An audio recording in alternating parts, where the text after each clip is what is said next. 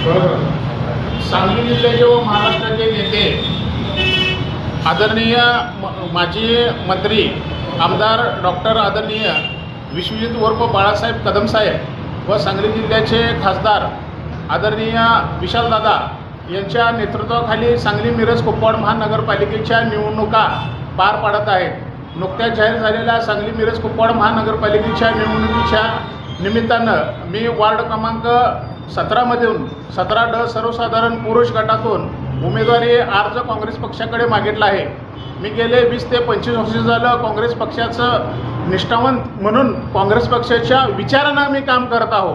भविष्यकाळामध्ये मी ward क्रमांक 17मधून आज काँग्रेस पक्षाकडे रितसर अर्ज भरलेला आहे व काँग्रेस पक्षाकडे मागणी केलेली आहे की मला वार्ड क्रमांक 17मधून उमेदवारी द्यावी।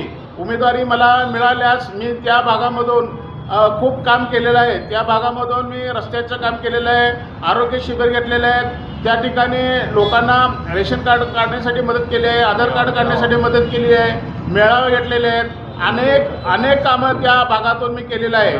तरी मला असं वाटतं की या सांगली मिरज कुपवाड महानगरपालिकेच्या वार्ड क्रमांक 17मधून एक बहुजन चेहरा म्हणून काँग्रेस पक्षानं माझ्याकडे बघावं आणि मला त्या भागातून उमेदवारी द्यावी। मी आज रितसर काँग्रेस पक्षाकडे अर्ज भरलेला आहे, मागणी केलेली आहे। मला विश्वास आहे की या सांगली शहरामध्ये जे काँग्रेस पक्षाचं विचाराचे जे लोक आहेत त्यांना काँग्रेस पक्ष तिकीट देईल, त्यामध्ये माझंही नाव येईल असं मला आशा आहे व काँग्रेस पक्षानं मला उमेदवारी द्यावी माझा विचार करून। धन्यवाद।